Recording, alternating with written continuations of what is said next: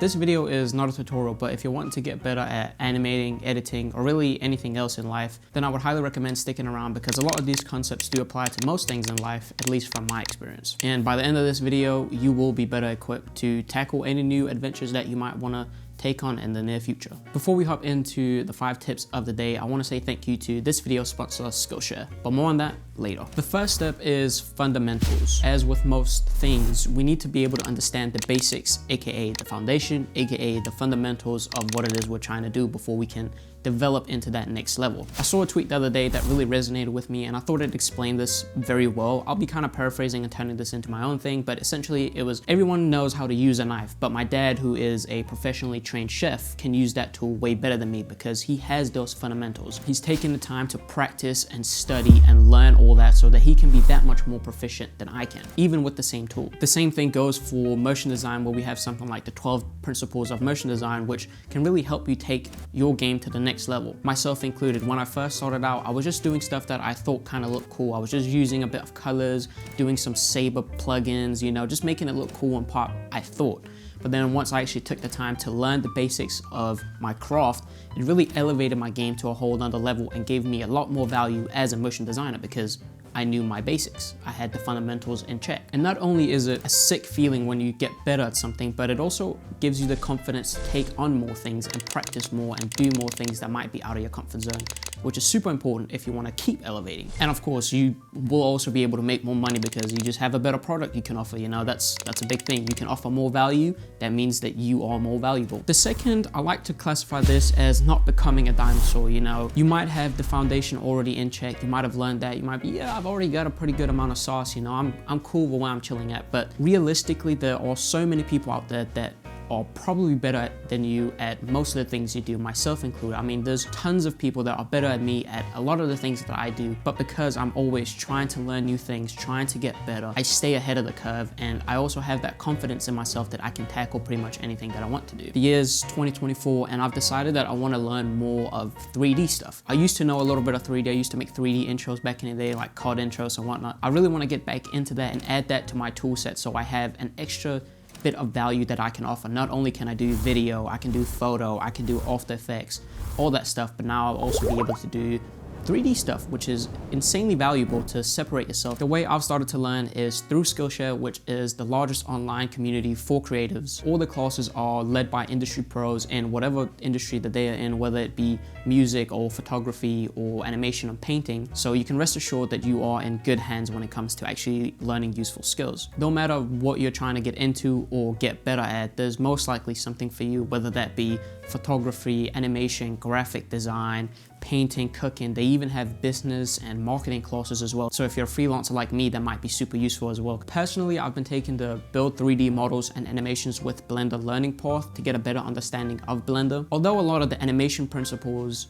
apply to 3D animations as well, there's still a lot of different things that I don't really know much about in the 3D world. The learning paths are great if you're not too sure where to start. Essentially, they are an assortment of hand-picked classes put together in a specific order so that you can start at a very beginner level, just like myself with the 3D Blender stuff. And then it's planned out in different stages to slowly take you through the process and actually teaching you to understand what it is you're trying to work with. If you're wanting to level up your skill set or learn something completely new like myself, then use my link in the description where the first 500 people can get a free 1-month trial to Skillshare. So get started today by using that link down below and enjoy learning. It's super fun and definitely a great way to take your skill set to the next level and help you not become a dinosaur. Now we've covered the fundamentals and we are developing our skill set, which is a great way to improve. But another thing that I think is super important in pretty much every aspect of life is practicing problem solving, which is tip number 3. There's a huge difference between having the knowledge of a fundamental and having the knowledge of how to apply different fundamentals, combine them together and solve a problem for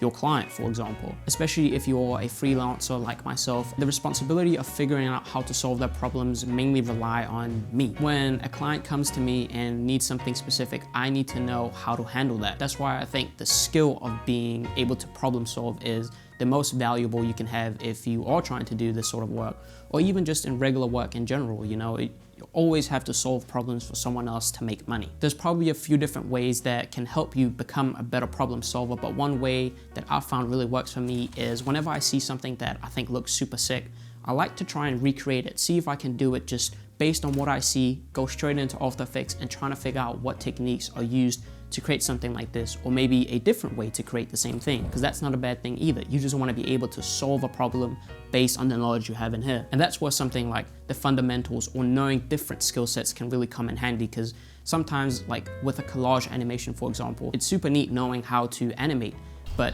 having that extra knowledge of being able to use a camera pretty well and graphic design is super useful in that as well, because it's a huge part of it. So problem solving is kind of taking all the knowledge you have and knowing how to apply it in different scenarios. I also think it's super important for us to take on jobs or tasks that maybe seem a bit too difficult or we don't quite know how to. Either we will succeed, which will be a super awesome feeling, and you can be like, yeah, I smashed it, I had no clue I could do this, but I did it. Or maybe you'll fall short, but that's still a part of the process of learning. You've still taken something away from that, and the next time you can succeed. And I think that's super important to have in mind, because there's been a lot of jobs that I've taken where I'm like, I don't know if I'm completely qualified for this, but I took it, I learned from it, and then I succeeded. And that's all that's important. That's gonna keep you going up the ranks. The fourth tip that I found to be super crucial in improving myself is making connections with other people whose opinions and work you respect. One thing is to have a lot of friends, and that's always nice to have a social life and all that, but I'm talking specifically about people that know what they're talking about in your field or kind of adjacent fields. If you are a motion designer like myself, it's super cool to have friends who are also very good at motion design, editing, or sound designing, or photography, or video stuff, because they can add a slightly different perspective, and that's super healthy if you are creative, just to get some different perspectives. It's also super clutch when you need feedback on something. See, I can ask my wife and she can tell me if she thinks something looks cool or doesn't look cool, but that doesn't help me much in improving what it is that I'm trying to make. She can't really put words to some of the things that she's seeing because she doesn't have that knowledge.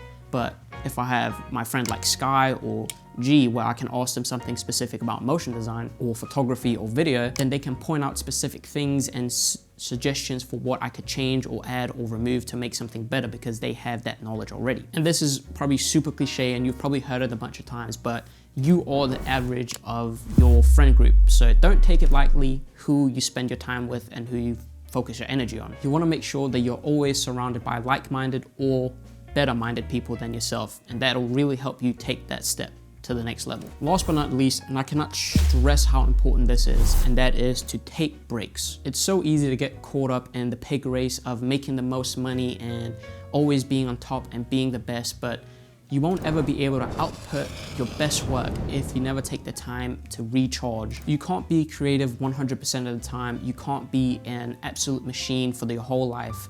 If you do that, you'll probably end up burning out, or you'll just never elevate to your potential. I try to emphasize taking time away from work, where I just sit on the couch, watch some TV, go outside, gym, whatever it is that you want to do to just let your mind float away and do nothing. It always helps a lot when you then come back after you've done some of those things and you just feel refreshed and like a resurgence of creative ideas or energy for other tasks that you might not have had the energy for before because you were so worn out. And it takes some practice to get used to not feeling guilty when you aren't doing work. I'd be on the couch still working, even though I was trying to take time away, but I still weave the work into that somehow. It's not healthy when you can never take your mind off of certain things and you just get obsessed. So set time aside where you have time to just do whatever it is that isn't work. It'll also help you get new ideas and be creative in other ways, which is also super fun and important in elevating your game. That is it for the 5 tips of how you can improve at not only animation, but most things in life. It's a journey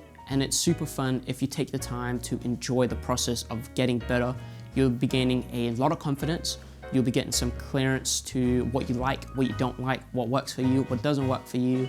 And hopefully you get to a point where you have the confidence in yourself to also take breaks sometimes. Don't worry about, oh, I have to always be on it for me to be able to make money. You are allowed to take breaks and you should take breaks. It's so important and I can't stress it enough. But I just want to say thank you to you for watching and thank you to Skillshare for sponsoring this video. Again, if you are wanting to learn something new, check the link in the description, sign up to Skillshare, first 500, 1 month free, heck of a deal.